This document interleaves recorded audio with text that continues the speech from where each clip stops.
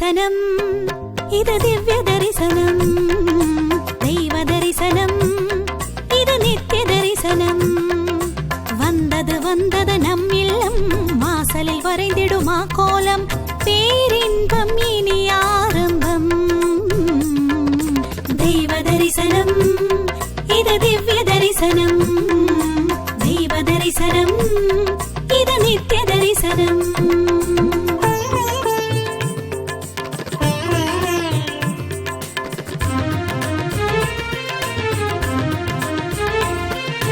மனிதனை புனிதம் ஆக்குவது தெய்வ தரிசனம். மனதினில் சலனம் போக்குவது தெய்வ தரிசனம். நிம்மதி நிம்மதி நம் சொந்தம், வாழ்வினில் அருள்வது இறைபந்தம்.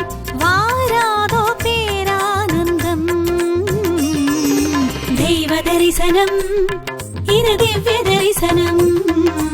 தெய்வ தரிசனம், இது நித்திய தரிசனம்.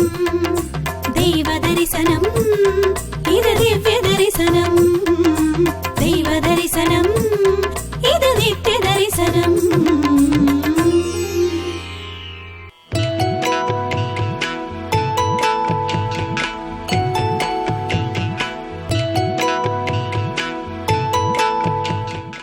தெய்வ தரிசனம் நேயர்கள் அனைவருக்கும் அன்பான காலை வணக்கம்.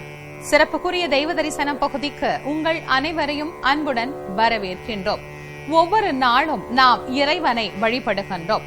இறைவனை வழிபடுவதற்கு முன்பாக நம்முடைய முன்னோர்கள் யாரையெல்லாம் நாம் நினைக்க வேண்டும், வழிபட வேண்டும் என்பதை இளமையிலேயே மிக அழகாக நமக்கு சொல்லி தந்திருக்கின்றார்கள். இந்த 4 வார்த்தைகளை இளமையில் அறியாதவர்கள் ஒருவரும் இருக்க முடியாது. மாதா, பிதா, குரு, தெய்வம் என்கின்ற 4 வார்த்தைகளை இளமை முதல் நமக்கு கற்று தந்தார்கள். ஆனால் வளர வளர பலரும் இந்த 4 பேரில் பலரை மறந்து விடுகின்றார்கள். ஆனால் இந்த 4வரையும் மறக்காது யார் ஒருவர் நினைவில் வைத்து போற்றுகின்றார்களோ அவர்கள் இந்த உலகில் மதிக்கத்தக்க மனிதர்களில் ஒருவராக, உயர்ந்த மனிதர்களில் ஒருவராக வாழ்வார்கள் என்பதில் எள்ளளவும் ஐயமே இல்லை. சத்திய வாக்கு என்று சொல்லக்கூடியது இந்த 4வரும். அதில் மாதா, பிதா, குரு, தெய்வம். குரு என்பவர் 3வது நிலை, தெய்வம் என்பது 4வது நிலை. இந்த தட்சணாமூர்த்தி என்று சொல்லக்கூடிய குருவானவர் சிவபெருமானுடைய அம்சமாக தட்சணாமூர்த்தி என்கின்ற நாமத்தோடு சிவபெருமான் எழுந்தருளி இருக்கக்கூடிய ஒரு கோலம். அவர் என்றைக்குமே தென்முகம் நோக்கிதான் அமர்ந்திருப்பார். சின்முத்ரா ரூபராக தென்முகம் நோக்கி குரு பகவான் கல்லால மரத்தின் கீழ் இருந்து ஆட்சி செய்யக்கூடியவர். அவர் எங்கும் எப்போதும் பயிற்சி அடைவது கிடையாது. பெயர்ச்சி அடையக்கூடிய குரு என்பவர் நவக்கிரகங்களிலே இருக்கக்கூடிய வியாழ பகவான் மட்டும்தான். இந்த வியாழனையும் நாம் குரு என்றுதான் வழிபடுகின்றோம். இன்றைய தினம் நம்முடைய தெய்வ தரிசனத்தில் குரு பகவான் எழுந்தருளி அருள் புரியக்கூடிய அற்புத திருத்தலங்களை எல்லாம் தரிசித்து மகிழலாம். வாருங்கள்.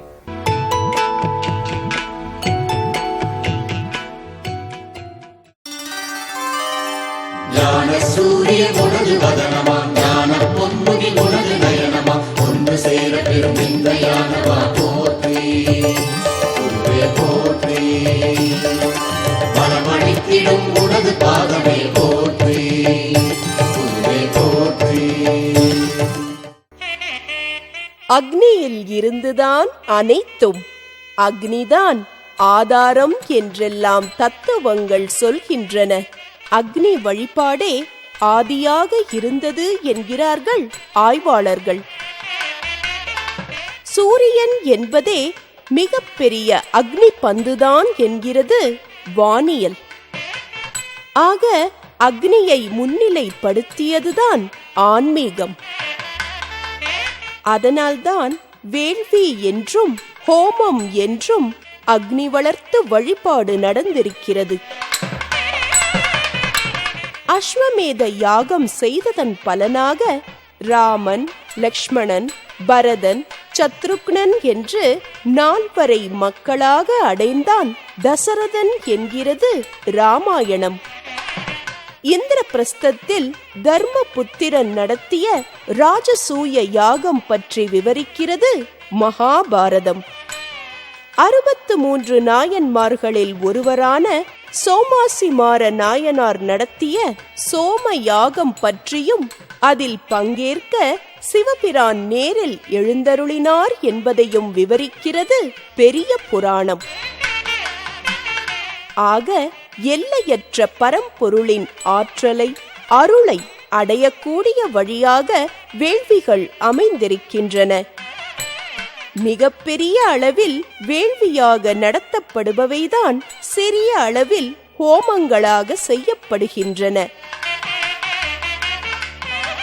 குழந்தைகள் மற்றும் பெரியவர்களின் நன்மையை வேண்டி ஆயுஷ் ஹோமம், நவக்கிரகங்களின் சஞ்சாரத்தால் ஏற்படும் துன்பங்கள் விலக நவக்கிரக ஹோமம், புதிதாக வீடு கட்டும் போதும் கட்டிய வீட்டிலும் தோஷங்கள் ஏற்படாதிருக்க வாஸ்து ஹோமம், எதிர்ப்பு, பகை போன்றவை விலக சுதர்சன ஹோமம், தொடங்கும் செயல் வெற்றிகரமாக முடிய கணபதி ஹோமம், குடும்பத்தில் சுபிக்ஷமும் வளமும் நிறைய லக்ஷ்மி ஹோமம். இப்படி பல்வேறு பலன்களுக்காக வெவ்வேறு ஹோமங்கள் செய்யப்படுகின்றன. அப்படி ஒரு ஹோமம்தான் இங்கே நடைபெற்றுக் கொண்டிருக்கிறது. நிமிர்ந்து, எழுந்து, சுழன்று, வளைந்து எரியும் தழலில் தானியங்கள், ஹோம திரவியங்கள், மூலிகைகள், பழங்கள் என்று சமர்ப்பணமாகிக் கொண்டே இருக்கின்றன. திரளாக அமர்ந்திருக்கிறார்கள் பக்தர்கள். தனக்குள் சேரும் அனைத்தையும் தழலாக்கி சாம்பலாக்கும் அக்னி பக்தர்களை வருத்துகின்ற கவலைகளையும் இப்படி சாம்பலாக்குகிறது போலும். திருவள்ளூர் மாவட்டம் காக்களூர் பூங்கா நகரில் அமைந்துள்ள யோக ஞான தக்ஷணாமூர்த்தி பீடத்தில் நடைபெறுகிறது இந்த ஹோமம். பக்தர்களின் விருப்பை ஏற்று வியாழக்கிழமை தோறும் நடைபெறுகிறது இந்த விசேஷ ஹோமம்.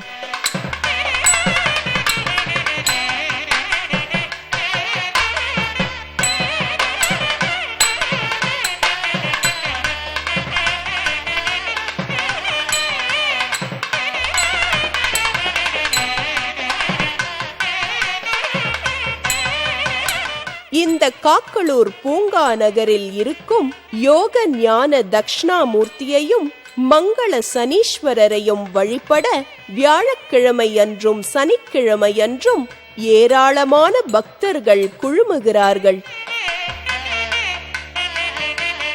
சனி பிரீத்திக்கும் குரு பிரீத்திக்கும் தங்களுடைய பிறந்த நட்சத்திர நாளன்றும் வியாழக்கிழமை சனிக்கிழமைகளிலும் விசேஷ பூஜை செய்து பலன் பெறுகிறார்கள்.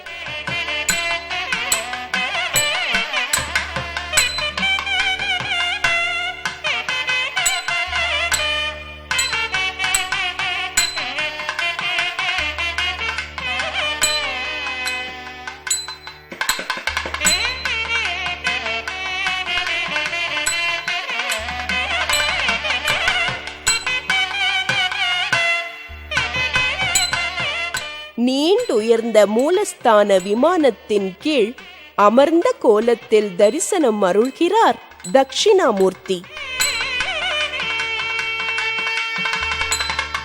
9 அடி உயரத் திருமேனி, அபிஷேகம் செய்ய வசதியாக அங்கே படிக்கட்டும் அமைத்திருக்கிறார்கள். ஏடு, எரிதழல், உடுக்கை, சின்முத்திரை காட்டும் வலக்கரத்தில் ஜெபமாலை என்று தாங்கிய 4 கரத்தினராக இடது காலை வலது காலில் போட்டு வீராசன கோலத்தில் அமர்ந்தவராக காட்சியளிக்கிறார் பெருமான். அவருடைய ஊன்றிய வலது திருவடி முயலகன் மீது படிந்திருக்கிறது. முயலகன் கரமோ படமுயர்த்தி எழும் நாகத்தை பற்றி இருக்கிறது. சனகாதி முனிவர்களும் அருகே அமர்ந்திருக்கிறார்கள். பெருமானின் அணுக்கத் தொண்டரான நந்தியும் காலருகே தென்படுகிறார். பெருமானின் பின்புறம் கல்லாய மரம். கண்களையும் மனத்தையும் ஒருங்கே சிலிர்க்கிறது பெருமானின் வடிவழகு. திருமுகத்தில் இணையற்ற சாந்தமும் கனிவும் பொலிகின்றன. நயனங்களோ காருண்ய விளக்கமாக துலங்குகின்றன. ஜடா மகுடத்தில் பிறை சந்திரன் இடம் கொண்டிருக்கிறது. ஆலமலர் கடவுள் என்று சங்க காலத்திலேயே போற்றப்பட்ட பெருமானின் இத்தகைய பெரிய திருமேனியும் தனி கோவில் அமைப்பும் வியப்பானவைதான். தெற்கு நோக்கியே சந்நிதி கொண்டிருப்பார் என்பதால் தென்முக கடவுள் என்று பெயர் கொண்ட பெருமான் இங்கே வடக்கு நோக்கியவராக சந்நிதி கொண்டிருக்கிறார். இவருக்கெதிரே நின்ற கோலத்தில் சுமார் 6 அடி உயரத்தில் காட்சியளிக்கிறார் ஞான மங்கள சனீஸ்வரர். தெற்கு நோக்கியவராக நிற்கும் சனி பகவானின் மேலிரு கரங்களில் வில்லும் அம்பும் துலங்க, கீழிரு கரங்கள் அபயவரதம் காட்டுகின்றன. ஆதி குரு என்று போற்றப்படுகின்ற தட்சணாமூர்த்தியின் பார்வைக்குள் தோய்ந்து நிற்கிறார் சனீஸ்வரர். நவகிரகங்களுக்கும் நலம் தரும் பரமன் இங்கே தட்சிணாமூர்த்தியாக தரிசனம் அளிக்க, அவர் எதிரே மங்களம் அளிப்பவராக காட்சி தருகிறார் சனீஸ்வரர். இங்குதான் வியாழக்கிழமை தோறும் நடைபெறுகிறது குருவுக்கான பரிகார ஹோமம். அதில் சங்கல்பம் செய்து கொண்டு பங்கேற்கிறார்கள் பக்தர்கள்.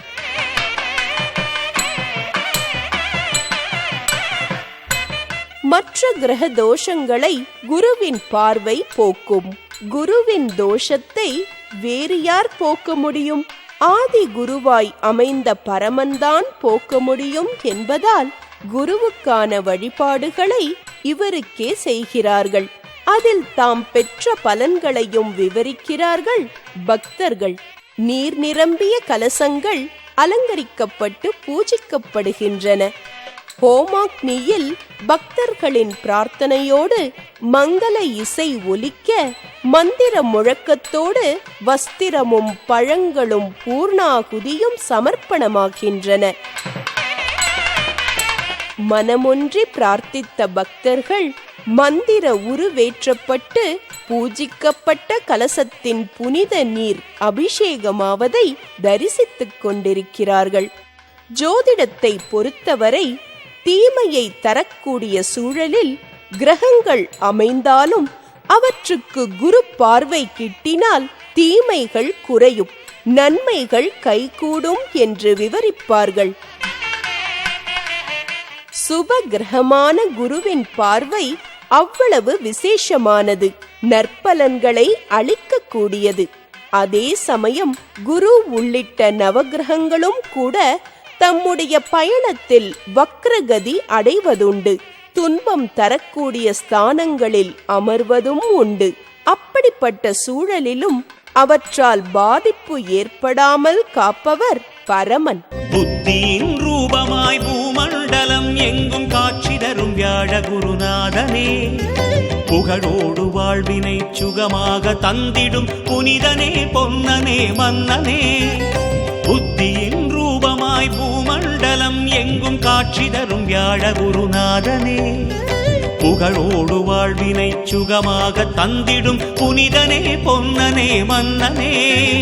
வாழையடி வாழ என்று வாரிசை வாழ்கின்ற வாகீசனே, வாழையடி வாழ என்று வாரிசை வாழ்கின்ற வாகீசனே. வாக்கிற்கும் செயலுக்கும் மனதிற்கும் எட்டாத விந்தையே வியாழ குருநாதனே, வாக்கிற்கும் செயலுக்கும் மனதிற்கும் எட்டாத விந்தையே வியாழ குருநாதனே. அதன் சாட்சியாகவே கும்பகோணம் அருகே அமைந்திருக்கிறது சூரியனார் கோவில். இதன் அருகே உள்ளது திருமங்கலக்குடி. இங்கே அருள் பாலிக்கும் பிராணநாதேஸ்வரரையும் மங்களாம்பிகையையும் வழிபட்டுதான் காலால முனிவருக்கு வரமளித்து சாபத்தை அடைந்த நவக்கிரக நாயகர்களும் சாப விமோச்சனம் அடைந்தார்கள் என்பது தலப்புராணம்.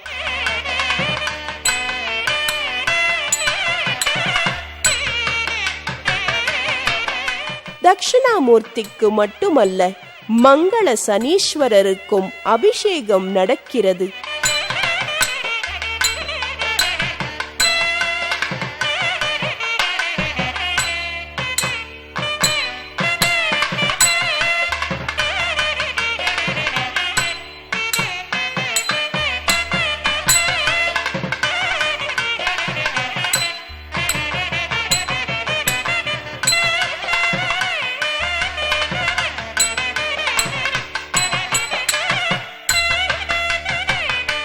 துன்பங்கள் குறைவது ஒரு சந்தோஷம் என்றால், இன்பங்கள் பெருகுவது அதைவிட பெரிய சந்தோஷம்.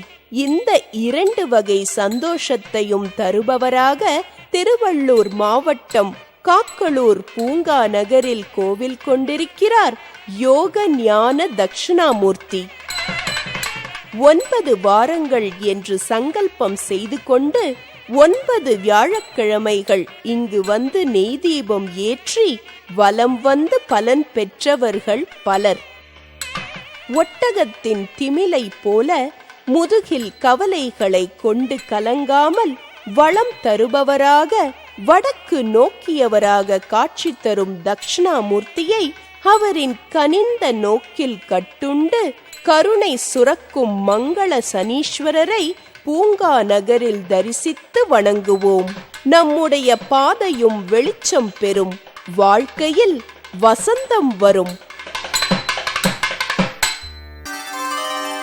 ஞான சூரிய உனது வதனமா, ஞான பொன்முடி உனது நயனமா, ஒன்று சேர பெறும் இந்த ஞானமா போற்றி, குருவே போற்றி.